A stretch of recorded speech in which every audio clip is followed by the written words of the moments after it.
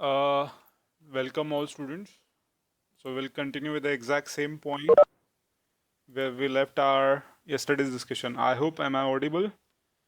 Rajwardhan, sorry, good morning, Rajwardhan. Good morning. Good morning. So am I audible? Just if anyone put yes, okay, great, great, great.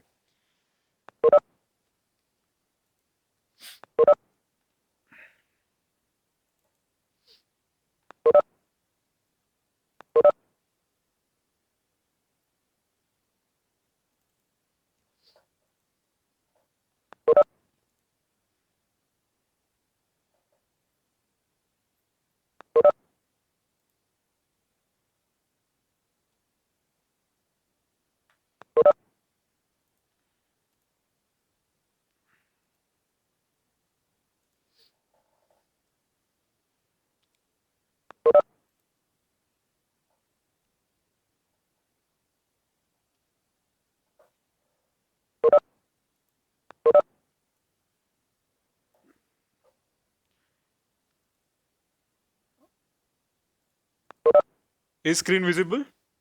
Put it in the chat window if you can see the screen. Yes. Okay. Good. So let's start. Yesterday we ended our lecture with one like abruptly it was ended and we were discussing about the bytecode given to a JVM and then it produces a machine code. And there were many good questions which were telling me that you people are getting what I'm trying to explain.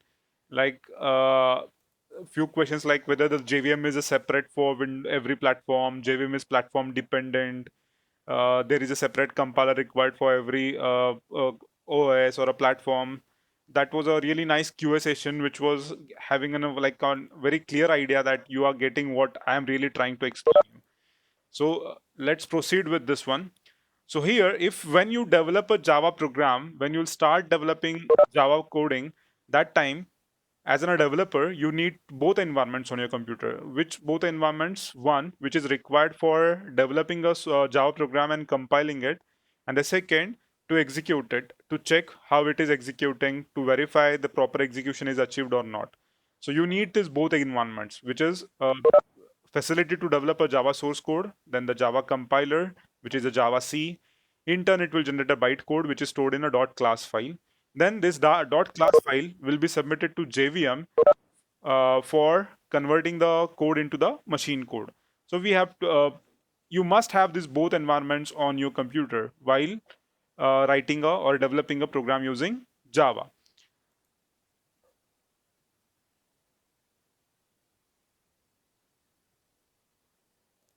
Now, what is required if you just need to execute a Java program? Let's say your client do not need a JDK or a compiler, which is a Java C compiler on his computer, because he is not going to write a source code and then compile and get a bytecode. You are going to develop a Java source code, then you are going to compile it, and then you are going to prepare a bytecode, and you will sell this bytecode or you will provide this bytecode to your client, and then client needs only JVM to execute that bytecode. So you really do not need to have installed Java compiler while you are just interested in executing a Java program and not writing a Java program. So that's a main important point. So keep it in mind that when your mobile phone is having a edit ART, which is Android runtime, which is a virtual machine, it do not need a Java development kit or a JDK which have Java C compiler in it. So we do not need a development kit while execution. We need only JVM. If you want to develop a program, then you need JDK, which is a Java development kit, which have a Java C compiler, as well as you need a JVM to test whether your application is working properly or not. Now, this is the slide where our last lecture ended. Like say we have one program, small program on the left side, and we have a if condition in that program. And now this if condition is been true. This if condition is become true, then obviously your program will go on and execute line number, whatever the program code of line you have written inside this if statement will start execution. And JVM, what it will do is it will take this past code and it will convert it into a machine code. Then obviously we have seen that like JVM is completely adding a complete extra tire, which is this one. So we have a source code, a compiler, then bytecode. Again, a complete same stack is available for execution. The bytecode is given to a JVM, which in turn gave it to JIT, which is going to create a machine code. So it's completely tired. So obviously somebody will ask you whether JVM does it make your execution slow? Actual answer is no. Then how come JVM, even if you are adding a complete extra tire between the source code till the machine code, you are adding complete extra layer as it is, and still it is not making your execution slow? How it is possible that your execution is not becoming slow? So the answer lies inside something called as JIT, just in time. So JIT is known as a compiler, just in time compiler, but it works as an interpreter. Now let's briefly understand what is the difference between a compiler and an interpreter. You have seen, you may have heard about this. Also, you may be aware that what is the exact job of a compiler and what is the exact job of a interpreter. So let's say compiler takes the entire program. Like say there are 100 lines in your program, then compiler will take all 100 lines and then it will parse it. An interpreter will take one line, then parse it and convert it into a machine code. Then it will go on and taking the second line from the source code or from the intermediate code. It will take the second line, then it will convert it into a machine code. If the second line have an error, then interpreter will stop. On the other hand, compiler will check the entire file. If there are no errors, then only it will produce a machine code or a targeted code. If there is an error in the code, then compiler will not produce any output. Instead, it will give you log of errors. What are the errors in the file, or what are the errors in the program? And then programmer has to go back and resolve those errors. So that is a basic difference between what is a compiler and an interpreter. So obviously, there is one question in the chat box, which is, sir, the JIT concept was a bit unclear about how Java could be slow because of intermediate layer and how it was overcome. Okay, great. So basically, he's not getting how somebody may argue that Java is becoming slow. So let me go back to the entire this level. So the left hand side is in a standard scenario. So this source, compiler, and source, compiler, and a bytecode. This is in a standard, let's say, addition into Java. If you have a standard environment, what you will have is you will have source code, you have a compiler, and this compiler is expected to convert this source code into a machine code, right? But here what we are doing is we are not converting the source code into the machine code. We are converting into some intermediate code called as bytecode, and that code is stored inside a file called as .class file. And when you go for the execution, again, this .class file has to go through a process. What is the process of converting this bytecode into machine code? Again, this .class file is given to the JVM, which in turn gives it to the JIT, which is a part of a JVM. And this JIT is converting this bytecode into a machine code. So what this right side tire is doing, the right side tire is doing exact job what earlier compiler used to do. Take a source code, check it, and convert it into a machine code. Right now, converting a bytecode into a machine code has been done by JVM. So entire new stack, like old scenario, source code, compiler, machine code. Is it removed from the Java? No, we have source code, we have a compiler, and this compiler is not producing a machine code. This compiler is producing a bytecode. Plus, as we are not having a machine code, we are having a bytecode. This bytecode indeed need to be converted to a machine code. So we have added one more layer, which is called as a JVM, and this bytecode is been given to a JVM, and this JVM then converts this bytecode into a machine code. So this entire layer has been added. So somebody may argue that, or not somebody, in fact, many people argue that Java is adding one extra complete layer between the source code and the execution. Then it must make your language or performance slow, because you are going to convert the bytecode into the machine code and then only it will run. Also, in the last session, somebody asked me a question that what is the extension of the file in which the converted machine code will be stored, or what is the file generated by JVM when it converts the source code in that bytecode into the machine code. I guess this was the slide when somebody asked me what. Let me go to the slide. Uh, yeah, this was the slide in which somebody asked me a question, posted me a question that when JVM converts this bytecode into the machine code, what is the extension of a file? And I said that this bytecode will not be saved in the file. It will be produced on demand when your program execution starts at a runtime. So every time you're going to execute a bytecode, your JVM has to convert this bytecode into the machine code. Every time you run a program, this bytecode will be converted to a machine code, and again, it will not be saved.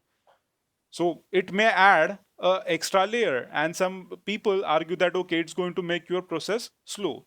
So that's how the debate started. JVM is going to make your programming slow. Sagre, have I answered your question? That's great. So let's proceed. So now, what happens is JIT understood that okay, sir, class file generated in Windows will run on Mac itself. Yes, it will run. Bhagyashri Rangoi is asking the question. Yes, the class file you generate it on any machine, it has to run on any of the platform. You just need to install JVM designed for that platform. So let me go back again. So this is the diagram. The bytecode, which is stored in a .class file, you can copy the same bytecode on any of the machine. Let's say if you have this bytecode generator on Windows machine and you are taking the same bytecode .class file to the Linux machine, then it will be able to generate a machine code for it. But you need JVM installed on that Linux machine. You take that bytecode file to the Mac OS, but again, you need JVM for the Mac OS installed. Then only that Mac OS will be able to produce a machine code for it. Then another question, so before compilation, compiler is used to produce a machine code, then why that new block was added? Great, I guess you have missed the last lecture. Am I right? Well, Vaishnavi, you were present in the last lecture? Hello? Vaishnavi, you have asked me a question that, sir, before. Okay, so in the last lecture, I guess I have made it very clear that Java asked itself a question. Question was, can we make it platform independent? Yeah, portability and platform independentness. So answer is in that itself. Let's go back in very. Uh, I'll go to the overview. Rather, I'll prefer this. Now, this is the standard environment. Okay, this is the standard environment in which you have a source code compiler and a machine code. Now, let's say you become a developer. You become a developer, and you have to provide software for three different people. Like you, one of the client have a Windows machine, another client have a Linux machine, and the third class have a Mac machine. Then what you have to do is you need a Windows compiler, you need a Linux compiler, and you also need a Mac compiler. For let's say that you have Windows laptop with you, you make it dual boot, you have a Linux laptop, you also install a Linux on it, or you created a virtual machine. So you have two compilers, one for the Windows and one for the Linux. Now your third client to whom you are trying to sell your software have a Mac operating system and he needs your software. What you have to do is you have to go to the market, purchase a Mac OS or get a Mac compiler. Then you can convert your source code into the specific machine code of Mac OS, and then only you can sell your software to the person who wants to use it on Mac computer. Not a really good or impressive scenario. So Java or the Sun Microsystem created Java, and right now it is merged in Oracle. And the answer to this is, instead of converting that compiler, converting into the machine code, compiler converted the source code into something called as a bytecode. And now this bytecode has to be given to a JVM, which is platform dependent. Every operating system have its own JVM. Like this one, the source code, every OS have its own compiler. Windows have a Java compiler, separate Java compiler. Linux has its own separate Java compiler. Mac has its own Java compiler. But this all three compilers takes the common source code. The same source code can be given to each of this compiler. And to be very, what we can say, a very good part of this is these all three compilers, despite of the different platforms, produces the same bytecode. So the bytecode produced by the Windows compiler, the bytecode produced by the Linux compiler, the bytecode produced by the Mac compiler will be same for the source code. Now, because of this, what happens is this bytecode, now we have a JVM for each and every platform. Like Windows, there is a JVM. For Linux, there is a JVM. For Mac OS, there is a JVM. If we install this JVM on each of the OS, the same earlier produced bytecode, which was produced using the one of the Java compiler. Let's say you have a Windows machine, you produce the bytecode. Now this bytecode can be executed on a Linux computer. If you have JVM installed on Linux computer, and it will produce a machine code for Linux. If you have a Mac OS and if you have a JVM installed on the Mac computer, then the same bytecode will be given to this JVM of a Mac OS, and then this Mac OS JVM will provide a machine code, or it will produce a machine code which is for Mac operating system. So again, the developer needs both environments. He needs a facility to write a source code. He needs a Java compiler which will produce a bytecode, and he needs to test his code. So he also needs a JVM which will convert the bytecode into machine code. On the other hand, if when you sell your software to the client needs only JVM. You will sell him bytecode. The bytecode will be converted into a machine code using a JVM. So client has to install only JVM. If the client machine is Windows, then the client needs to install the JVM for Windows. If the client machine is Linux, the client has to install a JVM of Linux. If client have Mac OS, then client needs to install JVM of Mac OS. Okay. So we are coming to this particular point. Then the point I made is here we were discussing what is meaning of a compiler and interpreter, and why this discussion has been started is I said JVM have one component called as JIT, just in time, and this just in time is called as a compiler, JIT compiler. But this compiler works as an interpreter. Now that's a big controversy, like its name is compiler but it works as an interpreter, and then I started explaining what is the difference between a compiler and an interpreter. So in the programming world, we have two, what we can say, the programs which will convert your source code into a target code. Now I'm using a word called as a target code. Let's say target code could be a byte code, target code could be a machine code. So I'm using another name, common, general, in general, what we can say, a layman's word for comparing the machine code or a byte code rather than going to specific wording. So let's say that compilers produce a target code, interpreters also produce a target code. Now there is a difference in compilation and interpretation. What is that difference? When source code is given to a compiler, compiler will check the source code from the first line of the source code till the last line of the source code. If each and every point in the compiler is picture perfect, there are no syntax errors, everything is fine, even not even a dot error, then it will generate a target code for that particular source code. On the other hand, what interpreter will do is interpreter will take the first line of the source code, check it for all the errors except what if there are any syntax errors or what. If it is executable or if it is what we can say parsable, then only the interpreter converts that source code into the target code. If this line have any error, then interpreter stops the job. So let's say there are 10 lines in the program. Compiler will check all the 10 lines. If compilation succeed, that means there are no errors, generate the target code. If there is an error in the program, then do not generate any target code, create an error log. What interpreter will do? There are 10 lines in the file. Take the first line, check whether it have error or it do not have error. If there are no errors, convert it into the target code. Go to the next line, check that line. Again, have no problem, convert it into the target code. Okay, go on to the third line. Third line have a syntax error. Stop interpretation, stop the process. Give the warning that there is an error. So that is a basic difference between the interpreter and compiler. Now here, okay, we have one question. Like a debug mode. No, it's not a debug mode. We'll talk about in detail. So if you have got it, that's good, but it's not really a debug mode. There is a bit difference in debug mode and interpretation. We'll talk about it. So GIT is been called as an compiler, but it works as an interpreter. Now here I want to raise one question. Like, let's go to the earlier slide.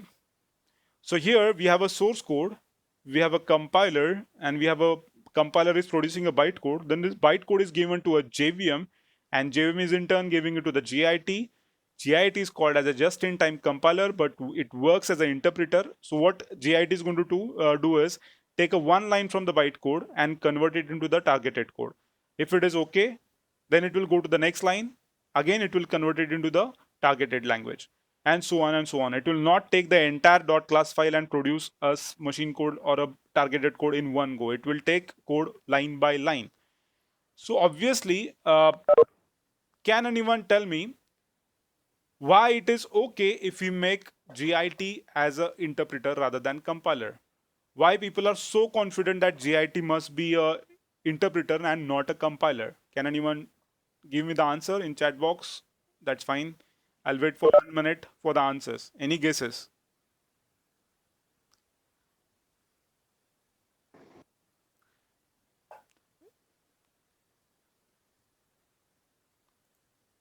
You can unmute yourself and give the answer if you want. No issue.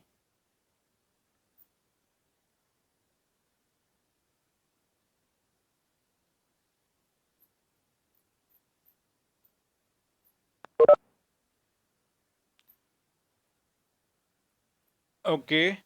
Uh, Maybe stack the output. Okay, fine. One guess is there. Why GIT must be an interpreter? Okay, take it in this way. So what is the job of a compiler? Okay, we have another answer. Compiler compiles whole code at a one time, whereas GIT interprets what the client is asking for and delivers that specific code. Yes, correct. But why the GIT is why GIT has been developed as an interpreter? Why not people are worried about the source code and its errors and all? Why people are so confident that okay, making a GIT interpret will work? Why not make a GIT as a compiler?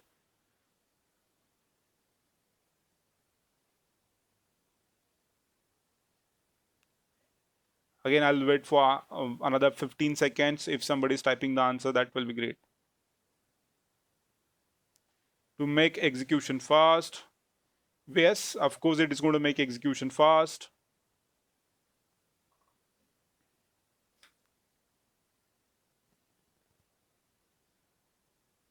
Okay, let me change the question. What is the probability that, okay, before JVM we have a compiler so that the bytecode is already compiled? That's a great answer. Who is this? Divya. Divya has got the actually the pinpointed answer. Other answers are correct, but in the context I was asking, Divya has given a very perfect answer. Let's see, guys. The code is already compiled, so you are very sure that the code do not have any errors because Java compiler has done its job. Java compiler compiled the source code and it created a bytecode. So when you have a bytecode produced, you are very much assured that there is no error, syntax error in the code. And let's not invest the time again compiling the entire bytecode one by one. Let's make it interpret. Take the line, first line, execute it. Take the second line, execute it. Take the third line, execute it. So with the reason I am putting this, with the reason, specific reason, I am putting this code example here. See, if you have a conditional statement like switch, like a if statement or a do while statement, what will happen is in the traditional environment, the entire code will be converted into a machine code. But in the case of Java and JVM, if the condition is true, then only that part will be converted into a machine code and not the entire program. What it means? Let's assume that this int main, this entire everything in this slide is a bytecode for the assumption. So you entered inside a bytecode, you found that there is a if and then there is a condition. If this condition is true, truly happened, then you will enter inside this curly bracket. So what GIT will do is it will go inside this main method. It will interpret the first line if condition. It will be executed. Now the flag will come, okay, the condition has become true. So obviously JVM knows that now I have to go inside the if condition. So it will take the next line in the if block and then only it will convert it into the machine code. Then it will go on doing that. But what if condition becomes false? What if this if condition turns out to be false? What JVM will do is it will skip all the 9 lines which are inside if block. It will not convert this bytecode of all 9 lines. It will directly skip them. So time to convert these 9 lines from bytecode to machine code is saved. It will jump to the else block and it will take the line number 10 from the code and it will convert that line into the machine code. So here JVM have something called as a GIT, which is working on behalf of JVM to make it more efficient, and it is reducing time of compiling everything and executing everything. So it takes the piece of a code which is required next for the execution, and then only it will convert it into the machine code. So that's how Java improves its performance and turns a disadvantage, which is of having a complete extra layer of JVM, into advantage. What is advantage? At a runtime, you will need you will have only the code which is required in the memory. The code which is not required will never ever see the memory and a processor. Is my point is clear? Okay. One answer, yes. Okay. Anyone have a doubt? Any question? That's a great. Now, I have a question for all of you. Can anyone tell me? Uh, Great. Happy to see that almost everyone is getting this. I have one question for all of you. Can anyone tell me, like, what we are doing right now is we are converting the code as and when it is required into a machine code. So that is going to save our time. It is going to save lot of time. But what is the scenario in which this feature will be a nightmare? Like you will convert the code every time you need it. So in what kind of coding this becomes a nightmare for the system? Right now we are thinking this is an advantage, but what may happen that okay, if this scenario happens, then everything loop switch case, yes, switch case may not be the answer, but loops, yes, loops. Arbaz has given the answer, looping, and one more girl has given the answer, I guess. Arbaz, Bhagyashri, switch case said, looping, Aditya Vella. Great. Correct, Omkar. So many people have got the answer. So loops are really going to make your this feature turn into a nightmare of interpreter. So what happens is every time, suppose there is a block. For example, you have a for condition of let's say loop is going to run for 10,000 times, and in that loop you have some code. So what will happen is the for condition will be interpreted from bytecode to machine code 10,000 times, and suppose that for loop have 10 lines, so 10 lines will be converted 10,000 times into the machine code. Now that's a repetitive task, so Java must think about it and has to provide a solution. So earlier days Java do not have the solution, and they soon figured out that okay, this is going to be like a painful process and you have to come up with a solution. So Java did come up with a solution. They used one real-time analogy for this. For example, any material, let's say mechanical part, if you use that part very extensively, if like for example engine, a piston, if you are like throwing, if you are like pushing, accelerating a part again and again with very high RPM, then that part is going to catch up a heat. That part is going to get hot. So the same terminology is used by Java. What it says is the piece of the code which is required by a program for execution again and again, that piece of a code, it will treat it as a hot spot in the code. For example, right now assume this if condition is replaced with the for loop, and we are going to put a count of 10,000. Then what Java will do is, what JVM in reality, what JVM in run will do is that JVM will mark this for loop as a hotspot. What happens in that case is once the machine code is produced for that particular hotspot identified code, that machine code will be added to your .class file. See, listen carefully. Once, okay, there is no Bhagesh, sorry, Bhagesh, I pronounced it. Sorry, Bhagesh, I thought it's Bhageshri. It's not okay, fine. So when the code is been executed again and again, that will be marked by JVM as a hotspot.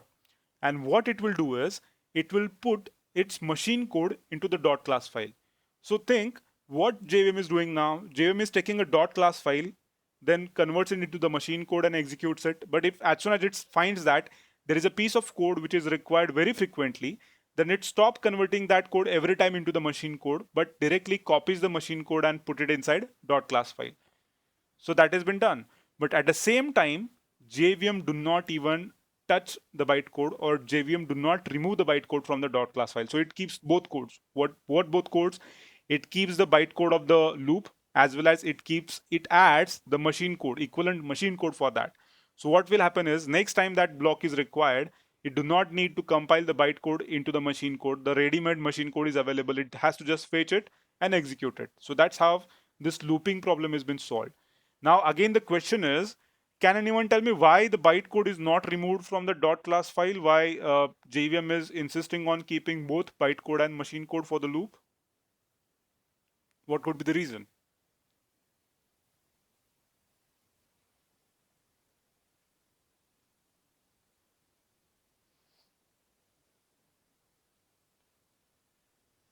Anyone? I'm waiting for the answers.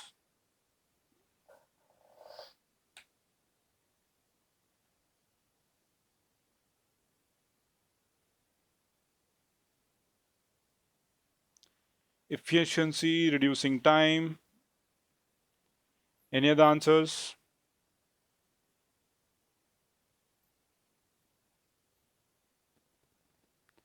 Okay, fine. I guess.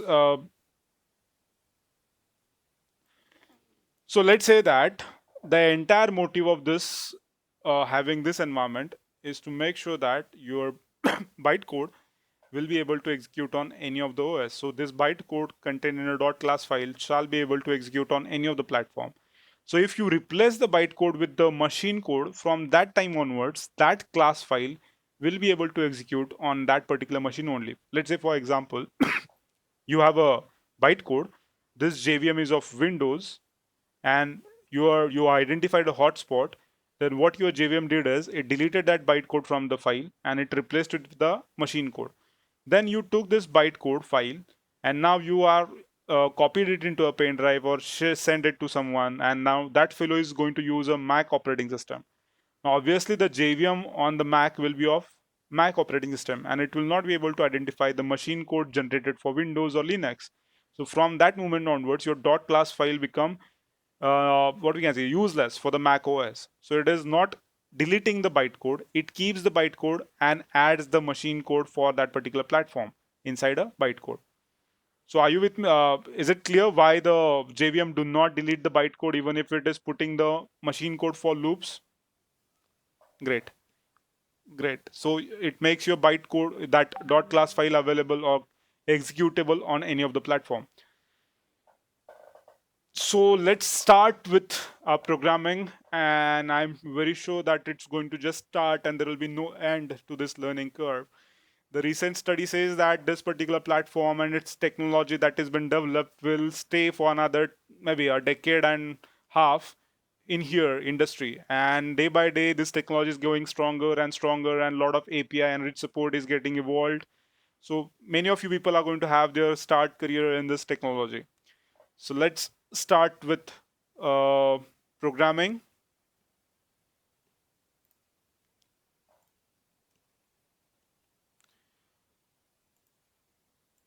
So I will take you through the installations. What you have to do is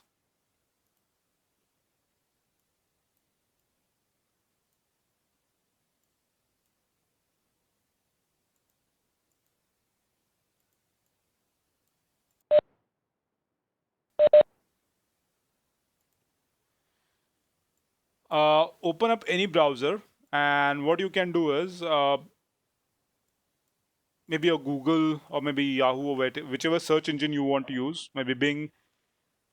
Just go to the search engine and type JDK. Now, JDK stands for Java Development Kit. Hit enter key. It will take you to the Oracle site. Earlier it was Sun Microsystem. Now it has been taken by Oracle, merged with Oracle. but Oracle still promised that it is going to stay open source and free. So it will be directly taking you to the download page. What is this documentation? We will talk about it.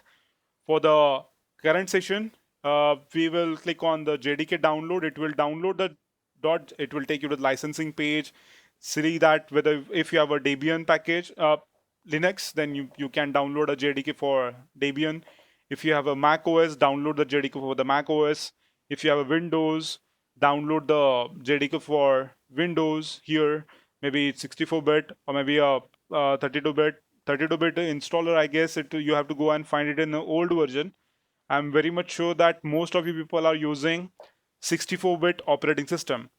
But if you are using 32-bit operating system, you can go and search on Google for JDK 32-bit. You will still be able to get it, but it will be an older version like JDK 8 or something, where the 32-bit support was available. Fine. So download this JDK file. I have already downloaded a file. Now, what you have to do is, once the file is downloaded, once the file is okay, once the file has been downloaded, let's say software, you have a JDK file, this kind of file you'll have. Now, if you double click on this, the installation setup will start. You have to just click on yes, and then the screen will come up for the installation. Now, I already installed it, so I'm not going to reinstall. I'm just going to click on no. I am sure that you are third year computer guys and you will manage to install JDK on your computer. Just make sure that when installation starts, it is going to ask you for the path. Now, preferably the path is always inside program files. So what it does is by default the JDK path goes here. It creates a JDK directory inside this program files and it installs in there. I recommend that you must install JDK outside of this program files. You should change the path to C drive or maybe D drive. In my case, what I've done is in D drive, I've installed, I have created a file called as program data or programs in which I have Java installed. So I've changed my programming directory. Why? We will see this part in a later discussion. There are something called as our environment path setting and all. That time we will discuss about it in more details. So once this JDK is installed, you can verify it by opening up a command prompt. So go to command prompt once JDK is installed and then type Java. So this command will tell you that Java is installed on your computer, right? So this is an interpreter which submits the bytecode to the JVM for the execution. And you need another command called as javac. So javac, this is the compiler which is for compiling the source code of Java into bytecode. Now if I type enter, it tells me that the compiler is also available. Listen carefully. When you will install JDK for the first time, the javac command will not work. What will happen is Java will work. It will make sure that you have installed JVM and JDK after by preferring that file. But if you use javac command, this is not going to work. To make it work, you have to do some settings. So let's see what are those settings. Go to the folder in which you have installed JDK, Java Development Kit. Inside this, go to the bin directory. And here, all the executable files you will find. And you will also find there is a javac file. I hope you are able to see this, javac file. So this is our compiler. So what you have to do is, go to the address bar, press Ctrl C to copy the location of bin directory of JDK. Select this all, Ctrl C, copy the bin directory. Then in the search bar, type edit environment variables or just type env. The prompt will automatically come. Open this one. In the environment settings, you have something called as environment variables. Here is the tab, environment variables in advanced. So by default, when you'll open, like say environment env, you may have a computer name tab in this one or a hardware tab in this one. You may have a system protection tab in this one. You have to go to the advanced tab. In the advanced tab, you will find something called as environment variables at the very right bottom. So click on this and now Here you can see that I have created something. You have to click on new, type the name, example, then paste this path and put a semicolon after it, or if you don't put it, that is also fine, and click on OK. So that will simply add one more path. Can you see that Java underscore home is I've already added. So I'm going to remove this because I've already added this path into my variables. So let me edit this. So Java underscore home shall be the name for the variable. It is recommended because what will happen is lot of programming environments like drivers, MongoDB, MySQL, or maybe Eclipse, or maybe other IDs. These people are going to look for a name called as Java underscore home as an industry standard to find a path to the JDK or to find a path to the compiler. So it is very good practice to give this variable name as Java underscore home, and then variable value, the location where the bin directory is available or where the Java C file is present, the location of that, and just click on OK. Now, once you've done this, click on OK, OK, and then close the command prompt and reopen it again. Unless and until you reopen the command prompt, the Java C command will not take effect. Did everyone get this till this point? Yes, good, great. So we are almost set to start writing a program. Now again, we have one more, what we can say, one more option. For option is like, if you check this desktop, I have Visual Studio Code available for install programming, as well as I have Eclipse for the programming available. So it is your choice whether you want to use a Studio Code or you want to use Eclipse for the programming. I will not recommend any ID compulsory. Like I will not say that you have to compulsory use Eclipse or you have to compulsory use Visual Studio Code. It will be completely your choice. There are other IDs called as NetBeans. You can use that. There is also called as something called as a JBuilder or Java Builder Programmer. You can use those IDs, no issues.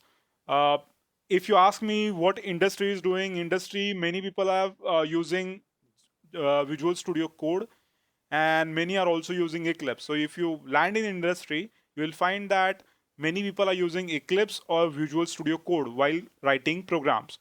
So either you have to use Visual Studio Code or you have to use Eclipse. So I'll start my today's session discussion with let's say Notepad. You don't have any editor installed. Can't you write a program in Java? You can write. So let's use one very basic editor called as a Notepad. We are going to discuss about some rules while creating programs. So I'll go to File, New, and File, Save. So I'll pick a directory. It's better to pick a directory.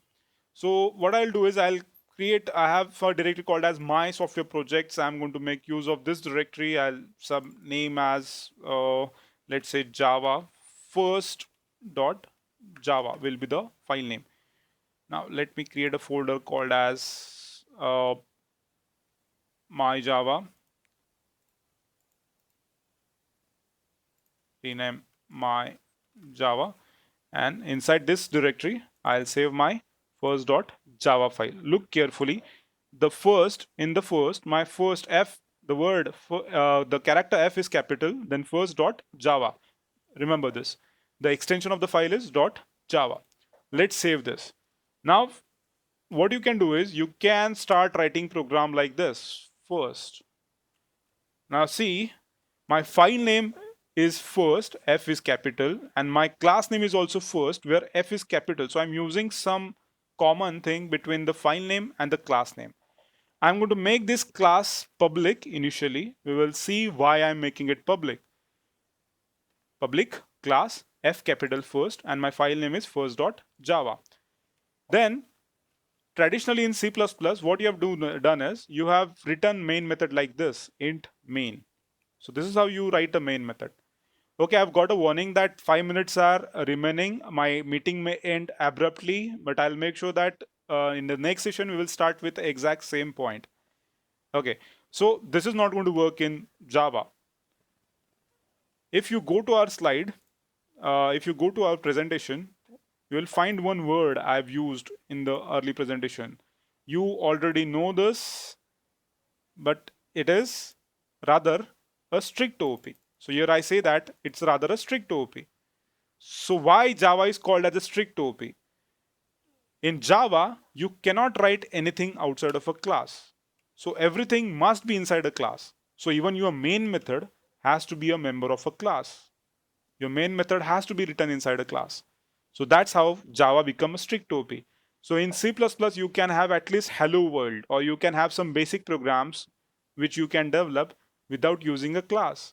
But in Java, if you want to get a hello world, you have to write a class. You can't even get hello, or why should say hello entire word. You can't even print word H without writing a class. So if you want to get any character on the screen, or you want to do anything, you must write a class. So Java is a strict OOP. You have to compulsory make use of class. So two things I have made: public class first, and what I'm going to do is I'm going to write public static void main. Then this main method accepts argument of type strings, string string. It's an array declaration style, args. So in Java, like we can have array, we have seen the array declaration styles as integer, then a, and then array. What Java suggests is you shall declare array as int, then array and a. So there is a difference in both declarations. The first declaration says that I am a variable of type integer a and I am an array. And the second declaration states that I am a declaration of type integer which is an array and my name is a. So second line confirms that this is array only. Whereas the first line says that I have a variable. After that it confirms that it's array. So Java has preferred the second style where it says that I am creating an array of type string and its name is args. So we are going to talk about much detail about this, why the main method is declared as public, why it has a word called as static, then the main, which is the entry point of a program, and then why this argument. So we're going to spend a lot of time in discussing this. So let's print at least hello world in this session. So system dot out dot println. So this is your printf statement, kind of a C or maybe C out statement of your C++. So system means your main JVM, then out means the console file in which you want to display the output, and what you want to do is I want to display something. So system dot out dot println, and then double quotes you should pass the text that you want to display. So let's say this is my first program. Let's save this. Let's save this file. And now we know that where we have saved this file. In my E drive, I'll go to that particular drive. I'll keep this file as it is here open. Let's go to the E drive in my software projects, CD, my Java, CLS. So I'm inside the folder in which this file is saved. Now what I'll do is I'll compile. I'll use a compiler for my compiling this .java file. So this first .java file, okay, there is one error. The second character